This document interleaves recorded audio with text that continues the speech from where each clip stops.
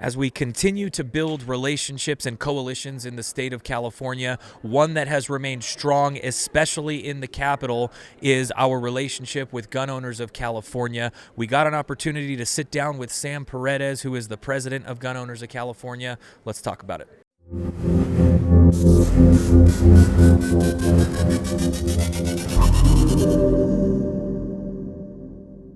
Hey everybody, welcome back to the channel today. We've got an awesome privilege as we normally do videos on legislation with Rick Travis, who is the legislative director of CRPA. But again, being at SHOT Show, we get to talk to some people we don't ordinarily get to talk to. I'm sitting here today with Sam Paredes, who is the executive director of Gun Owners of California. He's also a board member of Gun Owners of America, to talk a little bit about legislation today. Sam, how are you? Kevin, I'm doing just great. How are you doing, man? I'm doing great, and good gosh darn it, I love the energy that you always bring. It's good to see you again, especially always a pleasure. in person. Yeah, always a pleasure. I appreciate your time. I'm sort of curious, just on the legislative front. Like I said, we've done a couple of videos with Rick already this year. The legislature not really showing us a whole lot as far as Second Amendment legislation is concerned. Being a partner, you've been a partner in Sacramento for a very long time. You've been up there lobbying for the Second Amendment for a very long time. What's your take on 2025 so far? Why do you think it's sort of happening this way?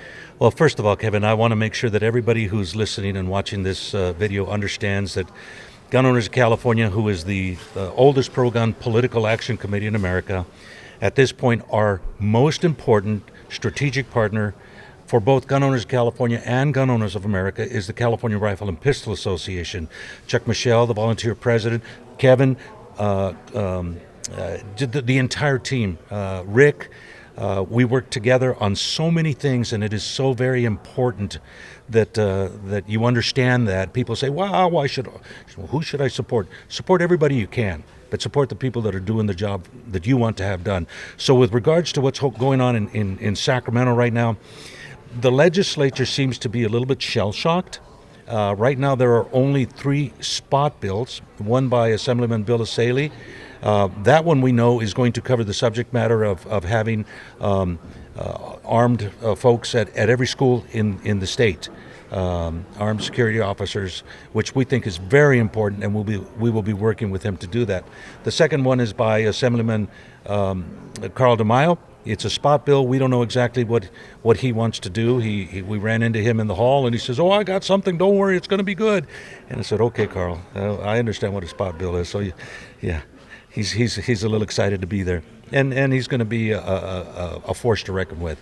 And then Senator Blakespear has a spot bill, which we know will be something onerous, something that will attempt to chip away more at our Second Amendment rights. So given the situation with the fires in California, I think that members of the legislature are a little bit circumspect about what it is that they're going to have to do to help a significant portion of the population of California that provides an enormous part of our budget in the form of their income taxes and property taxes are gone.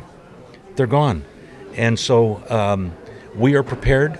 I'm going to talk with Rick. I spoke with Keeley from the National Rifle Association, and we're prepared to go into the committees in the legislature and say, listen, this bill that you're sponsoring is unconstitutional, and we want you to understand this. We're going to go to court. We're going to partner with CRPA. We're going to sue you. We're going to win. You're going to pay our attorney's fees, and you're going to sit there and waste millions of dollars that should be going to help the people that need help the most in Southern California affected by the fires. So it's your choice. Do you want to pursue an unconstitutional law that you know you're going to lose and is going to cost a lot of money, or do you want to really help people who are in desperate need, the victims of the fires, all of the people that are? So that's what we're prepared to do. And you know, as Rick pointed out, members only have 35 bills they can sponsor in the 2-year session. But you know those weasels in the legislature, they're going to figure out how to get around that with committee bills to get a few extra bills, and anything they do in our arena is going to be bad. Well, yeah, that is one thing that we can be sure of. They will find a way to exercise the way that they want to. I do find that interesting, though, a little bit more of an opportunity for us to have influence Whereas we might see, just like the last two-year session where we saw hundreds of bills that we had to fight. I'm curious what you think, though, on the way that these spot bills are coming out. We've created tools for ourselves to advocate as a grassroots movement on these bills, and they become very specific campaigns. If a bill is created to take firearms away from a certain kind of people, we can create a campaign, and people are willing to send in their emails. They're willing to make these phone calls.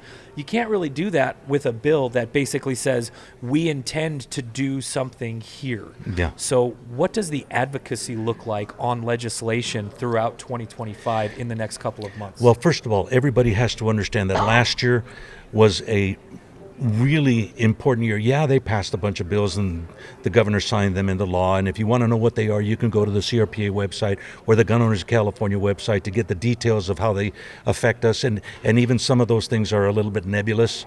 So our attorneys are going to have to help us muddle through a lot of that stuff. Thank God for Michelle and Associates and the people who are helping us to survive and endure all of the crud that comes down the pike in California. You need to stand by and stand vigilant. Right now, we are enjoying the exuberance of the Trump victory, the apparent change in America. But understand, there's going to be a change in California. These fires have reset the map, and they're going to have to focus on something that's going to help the people of California. And maybe that'll give them an opportunity to not go after our Second Amendment rights. But you need to pay attention to Gun Owners of California and California Rifle and Pistol Association as we provide you the information in real time. As we know what bills will be, you will know. And remember, last year, through our Legislative Action Center and the emails that were put out by the California Rifle and Pistol Association, there were tens of thousands of emails that were delivered to the legislature, and we actually killed and gutted several bills, which is kind of new for us. So now we know that as a grassroots organization, people say, they just delete all of our emails. Well, it's kind of hard to push the delete button on 11,000 emails. They'll take a staff person a long time going, nee. And so we're okay with giving them that pain in the butt, but they know that they have struck the third line, the third wire, and there's a lot of enthusiasm against what it is that they're trying to do. You got to stay alert. You got to pay attention. You got to read your newsletters. You got to read your magazines. You got to check the websites. You have to watch this video on a regular basis for what's happening specifically in California and what you can do to be engaged. So we're excited. We're energized. We don't want there to be a Trump slump. Everybody feels safe. They're not going to take our guns away. They're not going to take our ammo away and anything. Well, that's not happening in California. So we got to fight. And as I always tell Rick and everybody I speak with that California either affects or infects the rest of the country. And they're not through trying to infect the country. So we have to be the immunization, the inoculation, to stop them from spreading garbage from state to state. And in the coming weeks, you're going to hear about some real cool things that we are going to be involved in other states that will start a movement to protecting the firearms industry, protecting gun owners, and pushing back on all the garbage that has come out of California and Colorado, things like that. So I'm stoked that we are going to have a great year. I've never known you to not be optimistic, which is why it's always so infectious when you're in a room. But I guess just bringing it back to the bottom line here in California, it seems like the timetable is just going to be a little short. Which is why I think you put it well. It's almost like you have to have a vigilant version of standing by, because these campaigns, although they're not coming out now as they did last year, they will come out, and we need to do it and we need to get those emails and calls into our legislators in a timely fashion when they do come out, because the timetable is going to be shortened. They may have already gone through one of 2 or 3 votes that a bill needs in order to get passed. So that's something that we're definitely looking forward to, the challenge in getting out to as many people as possible. And guys, if you're not subscribed to the emails, I would definitely recommend it. You're going to see emails with where you can advocate against anti-Second Amendment legislation with just the click of a button. You literally click once, you insert your name and your zip code, and your opposition letter goes directly to your legislator. Those are the kinds of tools that we're working with, where we continue to see unprecedented numbers going up to the Capitol. Yep. I am also curious, you had a recent change, although I wouldn't necessarily call it a change, but you did get on the board for Gun Owners of California, or I'm sorry, Gun Owners of America. That's the national organization. I'm curious how that's going, what your goals are there, and what you've seen from that different perspective. Kevin, I've been actually a member of the board of GOA for a couple of decades. Haven't made it a big priority, except to make sure, to let people know, because we're focused on California, but to make sure that Gun Owners of America is on the right track with their no compromise position, aligning with the Second Amendment Law Center and Michelle and Associates on a lot of lawsuits that are challenging laws in other states that will impact directly what happens in California, and that's my role there. I see that GOA having an absolutely no compromise position is serving us well. You know what? You never have to worry about what you said if you always have one foundation and it's no compromise. You don't have to try to remember, well, what did we say back here, or what did we talk about here? That is our perspective. We invite you to be a part of that. By being a part of CRPA, by being a part of Gun Owners of California and Gun Owners of America, you too can take that no compromise message to the halls of Congress, to other states, and here in California. We are going to be very, very active this year in restoring the Second Amendment. For so long we've been defending it. We are now working to restore it and then to defend it.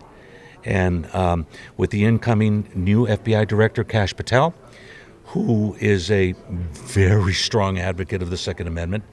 We have some concerns of other members of the administration, but Kash will most definitely be one of our stalwart defenders of the Second Amendment, and he just happens to be very friendly to our folks. So we're excited about that, and we're going to push back, and we're going to push back hard. So what you said about being diligent and vigilant is so important. Now is not the time to sit on your couch and watch YouTube channels and stuff like that. Now's the time to pay attention and see how we can gain ground. Senator Richardson used to say, when you have the opposition on their heels and backpedaling, that is when you run them over on their backs. And if you want to stop and run backwards a little bit and run forward again and keep moving forward so that they cannot respond, that's what we have to do. That's the mentality that we have to have in order to accomplish the goals of giving us a no-compromise Second Amendment that everybody understands and everybody has to follow. And certainly if we continue to see the construction of the backbone from the Supreme Court as far as the law is concerned, it's going to be easier and easier to do that. And we see the culture has been shifting already in that direction. So absolutely agree with you. A lot to look forward to on the national stage as well as the California stage in 2025. Sam, I want to thank you very much for coming on and sharing with us today. I appreciate your partnership as an organization, but also, man, I know how stalwart you are up there in Sacramento. I appreciate you being up there. Kevin, before we leave, I want to encourage everybody who's listening. If you pay attention to what's going on in Southern California and the fires, you'll start to see the stories of residents who now all of their possessions are in ashes. They're standing on their property with their guns, defending their ashes, defending whatever they have left. So the Second Amendment is coming to the rescue of a lot of our victims down there. And that has to be an encouragement to you, because if we can reach those people, we can reach anybody and everybody in the state of California. So keep up the hope, keep up the hard work. Yeah, and that's certainly the goal, to reach as many people as possible, because it seems like once the education happens, it's pretty easy to buy into. 100%. Definitely, and then the advocacy comes after that. But as always, Sam, thank you very much. I appreciate you, and I appreciate your time. Always my pleasure. Absolutely. God bless you, brother. And guys, if you like videos like this and you want to continue to see them, please be sure to like, share, and subscribe to these videos. Really helps with the algorithms to push them out as far and wide as possible. As always, we are trying to educate on Second Amendment litigation, legislation, and the cultural efforts here in the state of California. Thanks again, guys. We'll see you on the next one.